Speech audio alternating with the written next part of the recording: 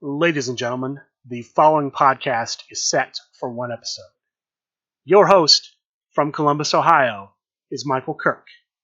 Welcome to the Outlaw Mudcast.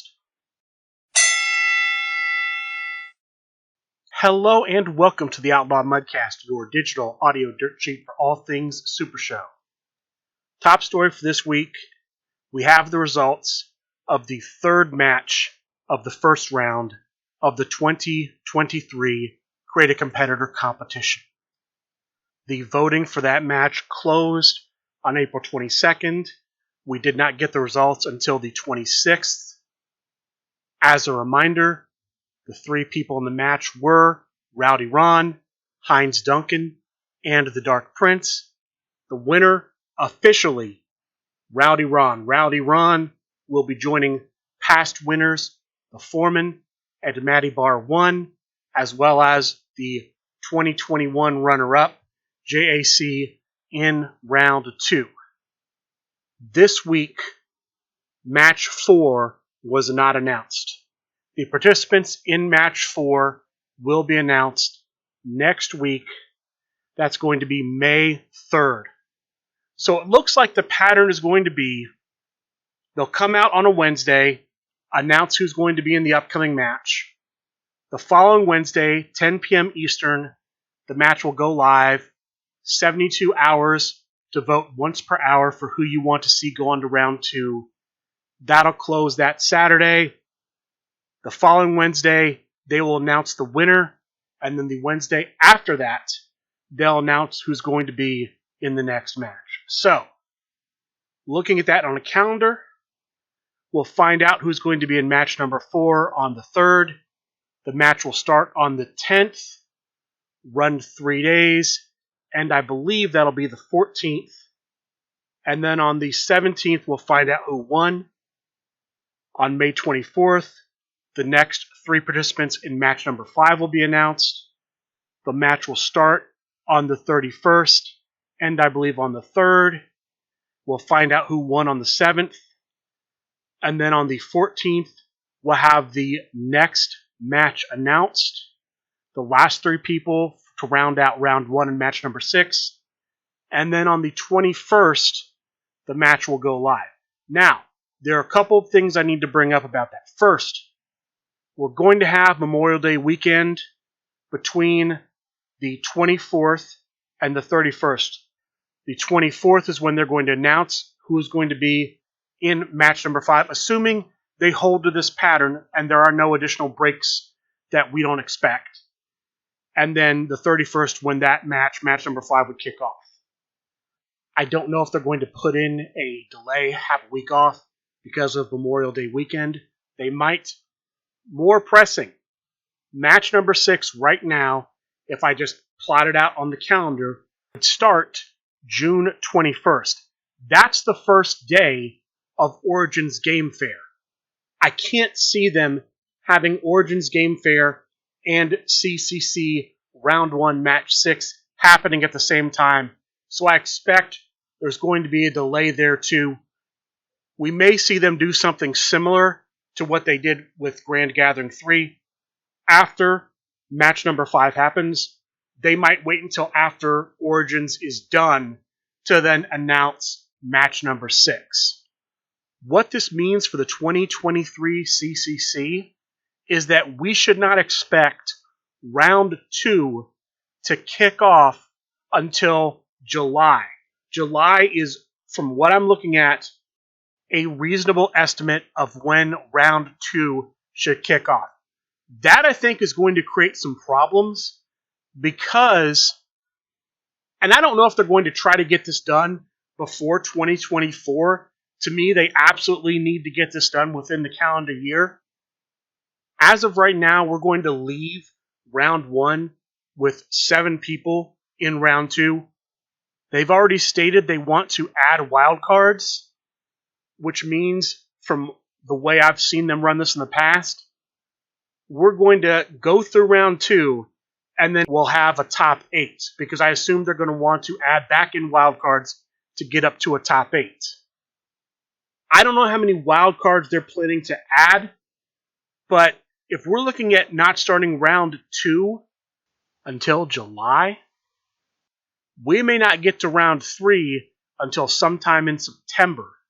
And then you're really starting to push getting this thing done by the end of the calendar year. So I hope they're aware of that and watching out for that. My solution, don't put so many people into round 2. Maybe just one wild card goes straight to a top 8. It's their call, though. I know they like the CCC to go a long time. I would really caution against having this thing roll into 2024. I think that would be bad. I think they want this to be wrapped up this calendar year, and I would actually say you want it wrapped up early December at the latest. You don't want to have this and Christmas going on at the same time. So we're looking at about 5 months, give or take, to get everything from round 2 to the finals in there. That's where we are right now from my calculations with the 2023 CCC. Congratulations to Rowdy Ron for winning your match and moving on to round 2. Next, I'll give a little update on the Rising Star 3 tournament. We now have a top 4 in the Rising Star 3 tournament. The top 4 are Drew Madsen, Chris Bridges, Phil Birch, and Zach Ashley. Drew Madsen and Chris Bridges will be your first semifinal match. Phil Birch and Zach Ashley will be your second. These will be 2 out of 3 fall matches. If a third fall is necessary, that will be a tables match. That's where we are with that. I'll give you an update when I have the information. But Rising Star 3 has reached the semifinal round. The Legendary Realms Creative Competitor Tournament, scheduled May 28th. It's going to be at Legendary Realms, 294 East Montauk Highway in Lindenhurst, New York. 11 a.m. opening, registration, noon start time. There will be 6 different promo cards to people who are in attendance. Steve showed off some of those promo cards on the last week's episode of Talk of the Universe. If you're interested in looking at those, check those out. Notable card at number 19, a follow-up strike, Legendary Dive. I don't have the text here, but if someone plays that against you, if they hit that card against you, as long as it is in play against you, you can't double team with anybody else, and you can't save other players. Meaning if somebody's trying to break out and you want to roll save rolls for them, you can't do that. They could still roll save rolls for you, but you can't roll save rolls for them. All 6 of the promo cards will have Legendary in the name. They look like they're going to be good cards. I don't know if non-logoed versions, they will be logoed for the event. I don't know if non-logoed cards will be available.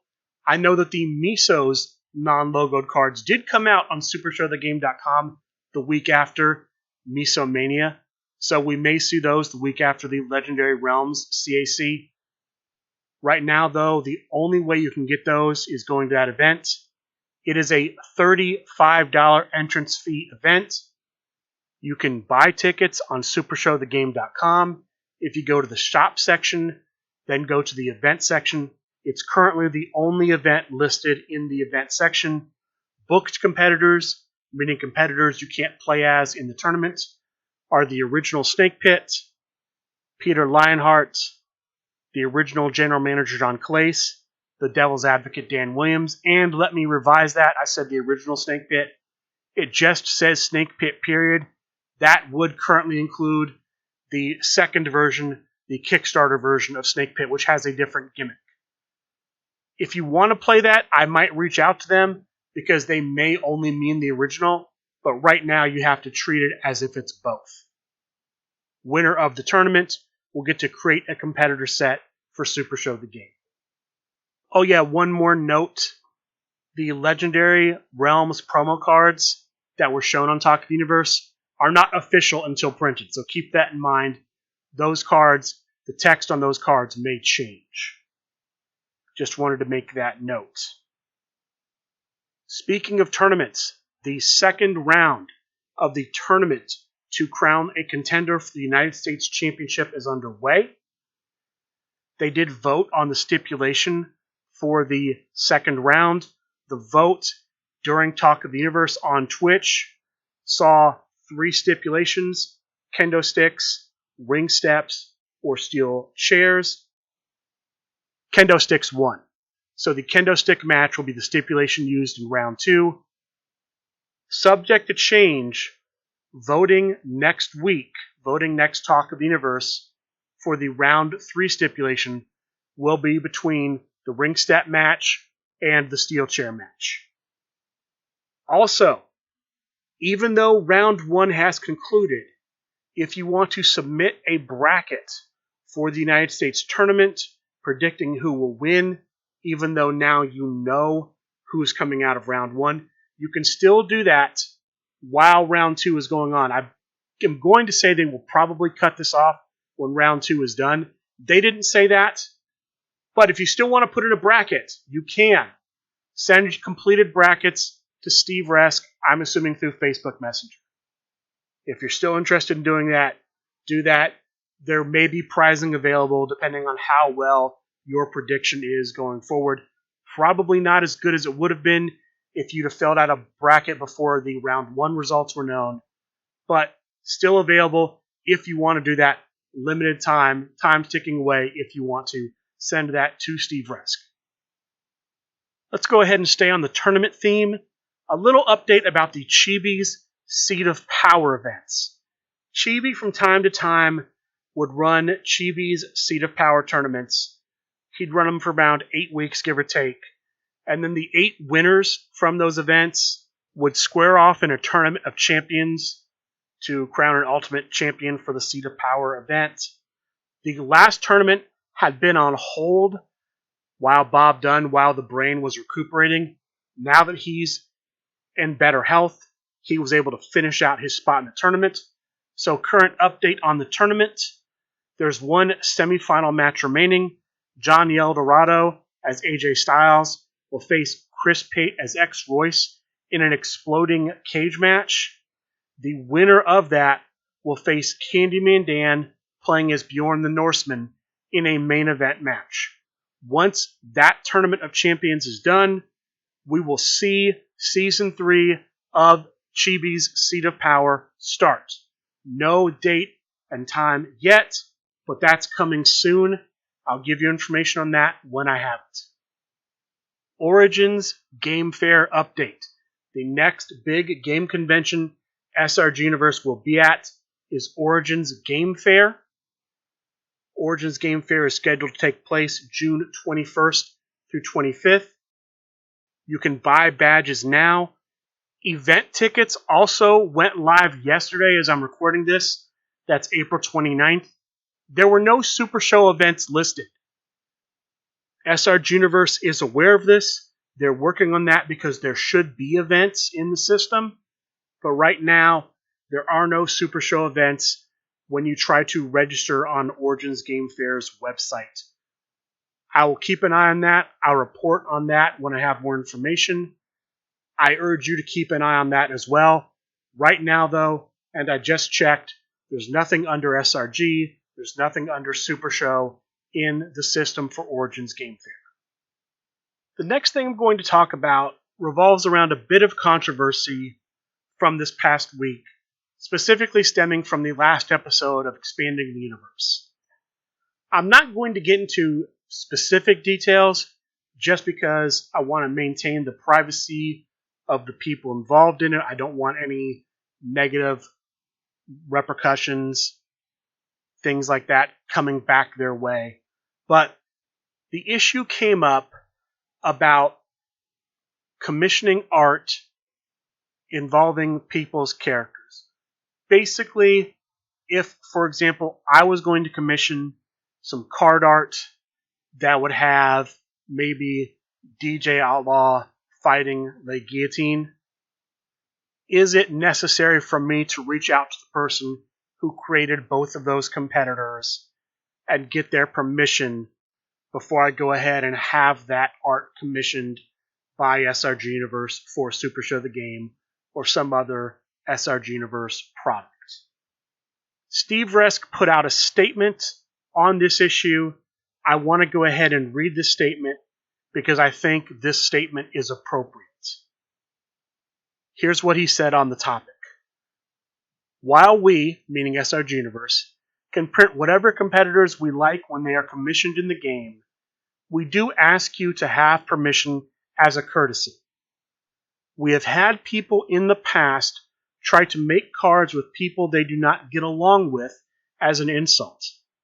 I nor anyone on my team do not want that drama. Please do not use our platform for your personal issues. This is a fantasy wrestling game. The characters depicted are fictional. Let's not forget that. Still, I hope you pick who you are working with as a sign of respect as it is intended. I agree with that, and I would recommend people, whenever you want to commission art, reach out to the person who created a competitor and just, as a courtesy, get their blessing before you do it. It's something I've always done. I think that's a great policy. I echo what Steve Resk had to say. Steve Resk being the founder and CEO of SRG Universe. And I second his recommendation. Those are pretty much the big stories outside of featured matches and tournaments from this past week. A couple of odds and ends. The general manager of the Deep South Championship announced there will be a singles championship match for the Deep South Championship soon. Date and time to be announced. Next week, May 7th, which I believe is going to be Sunday night, so possibly next Sunday Night Fights, the LFF Tri-State Tag Team Championship will be on the line. The champions, Cold Candy Crush, that's the team of Le Penguin and Candyman Dan, will attempt to defend against Swift Judgment. That's the Cheetah and the Judge Tim Riley. The next Monday Night Fight tournament, the May 1st tournament, will be free. There will be no entry fee because they hit a certain sub goal on Twitch. And then the last thing before I start talking about tournaments and featured matches from the week, they're going to be putting out for Supershow the Game something they're calling the T20 list for tag team tournament play.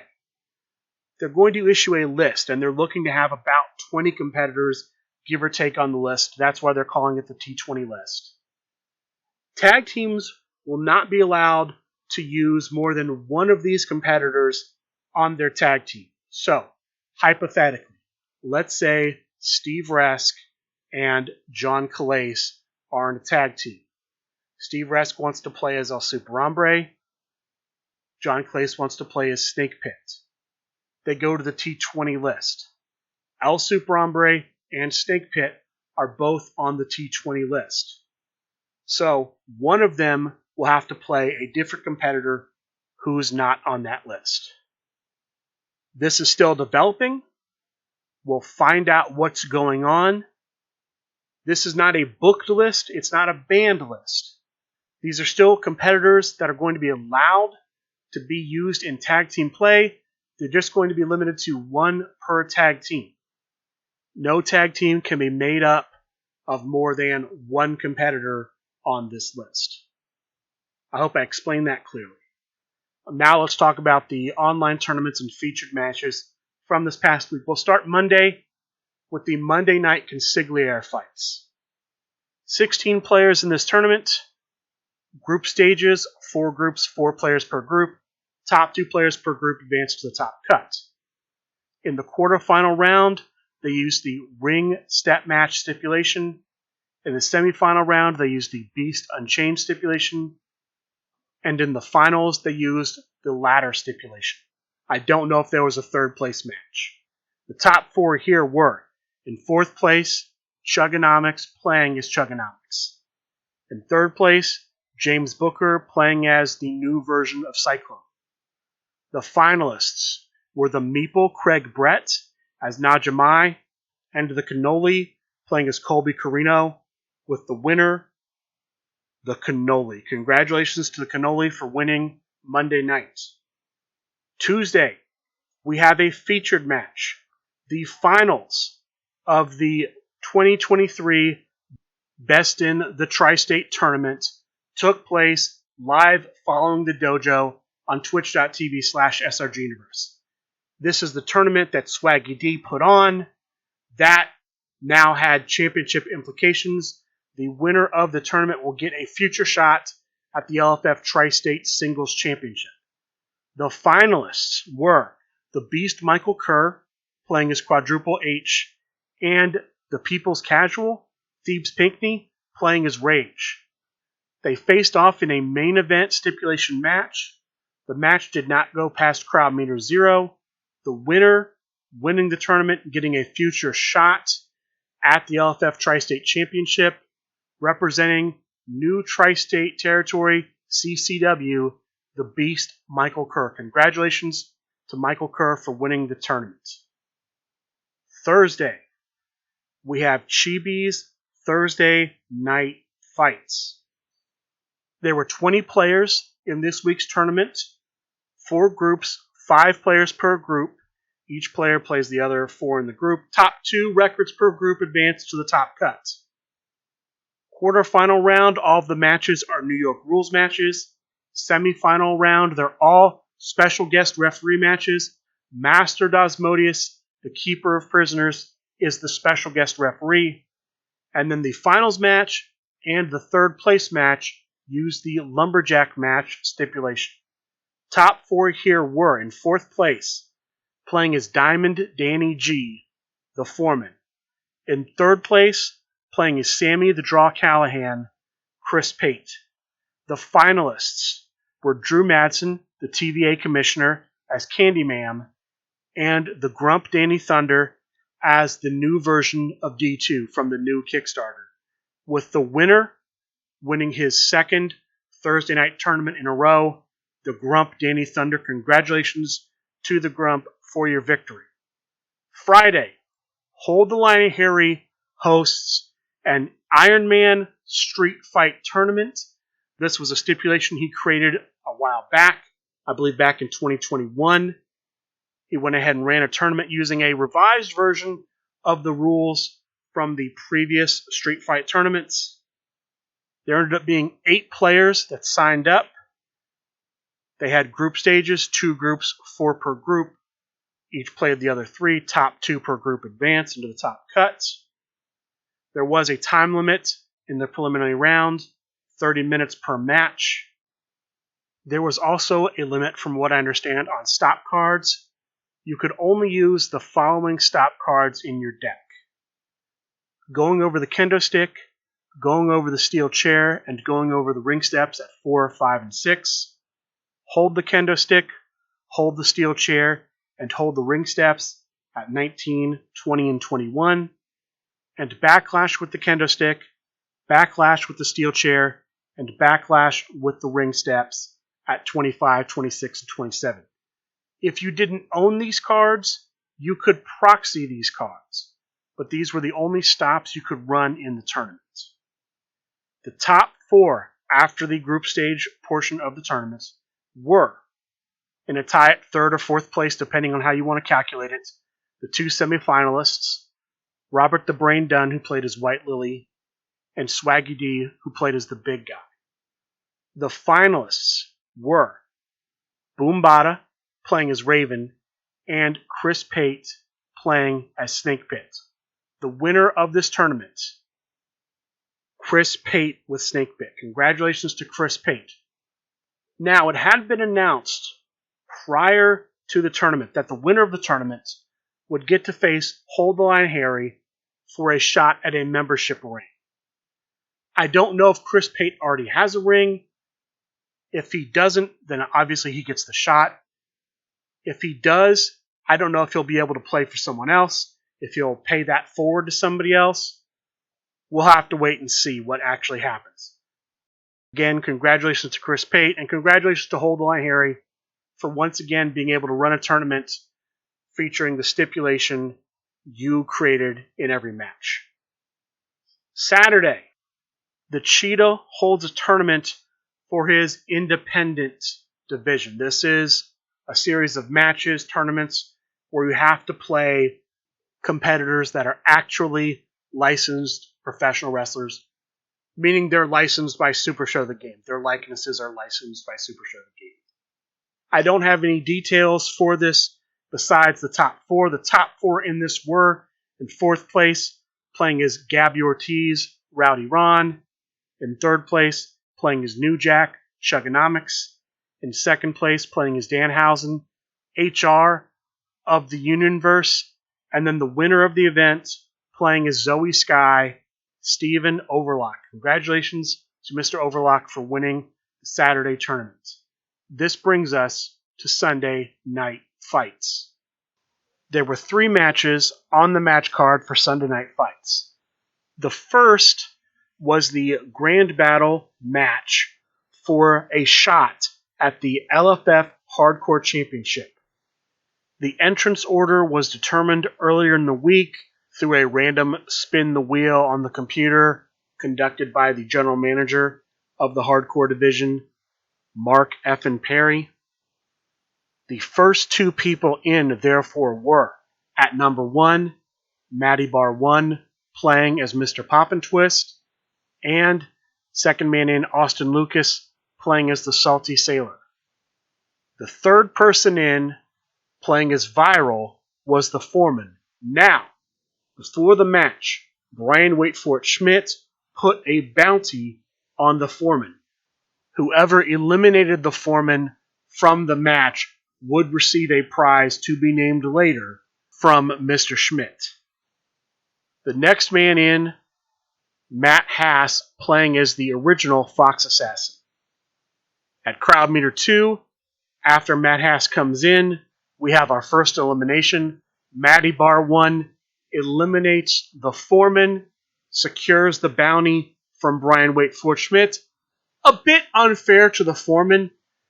Put a target on his back that might not have been there if not for the bounty.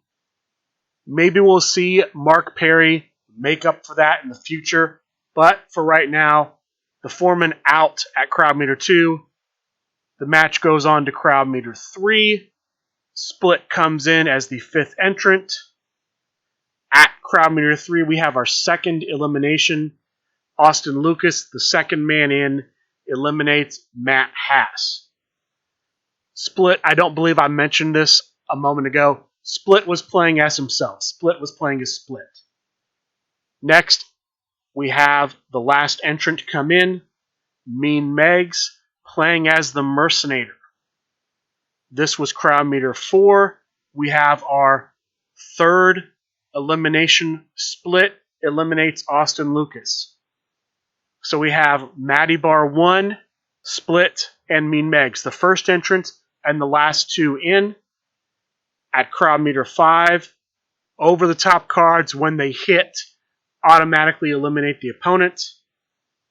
We see the first of those when Split hits an over the top card against Mean Megs. She can't stop it, so she's out. It comes down to Split versus Matty Bar 1. And then the last over the top card of the match is hit. Matty Bar 1 is eliminated. Split will get a shot at the LFF Hardcore Championship. Congratulations to Split for his victory. This was a long, hard-fought match. Went almost an hour.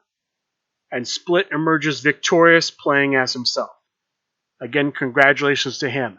Next match of the night. The LFF Tri-State Championship on the line. The challenger, Jokerfish, playing as the second version of himself. The champion, John Press 1P, playing as the newest version of the Alien Invader. It's a New York Rules match, as all LFF Tri-State Championship matches are. Match starts at crowd meter 1. No disqualifications. John Polverino hits the first finish. A sharpshooter playing a generic finish. Rolls a 10. Jokerfish able to break out on the third breakout roll, so it goes to crowd meter 2. At crowd meter 2, John Polverino takes over. Jokerfish cannot win a turn roll. Polverino able to throw the sharpshooter once again and rolls an 11. The match is over. The winner, still champion, John Press 1P. Congratulations on retaining the LFF Tri-State Championship. Final match of the night, your main event, the LFF World Heavyweight Championship. The challenger, Chili Willy, a.k.a. the Grump Danny Thunder, the champion, Matt Nealon.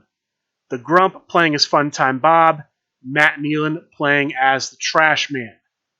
There is one condition set on this match.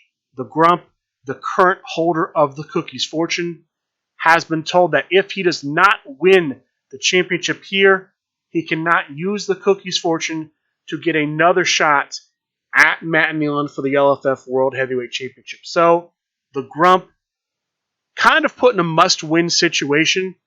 Otherwise, he might have to wait a long time. And again, Cookie's Fortune opportunities can expire. So, this could be his only shot at the World Heavyweight Championship. It's a standard singles match. It goes to crowd meter 0. At crowd meter 0, the Grump hits his strike finish, rolls an 8. Matt Nealon cannot roll an 8 or higher to break out. Your winner, brand new LFF World Heavyweight Champion, in his 4th shot at the championship, the Grump Danny Thunder. Congratulations to the Grump for your victory. This makes the Grump a double champion because not only does he hold the LFF's top prize, he's also the current Midwest Coast champion. He also holds the Cookie's Fortune. What is he going to do with that? Now that he's the LFF World Heavyweight Champion, we'll have to see. As far as the Midwest Coast Championship goes, his next opponent will be the Phil Birch of the Big Picture. Date and time to be named later. That is going to do it for the news from this week. For next week, there is currently nothing posted on SupershowTheGame.com as far as events, but we know there's going to be a Monday night tournament, and based on what I heard last week on Talk of Universe, there will be no entry fee. It will be free. I expect there to be some sort of Thursday tournament, and I expect to see Dojo Tuesday night on twitch.tv/SRGuniverse. With that being said, that is going to do it for this week's episode of the Outlaw Mudcast. I would like to thank all of you for listening, and a good day.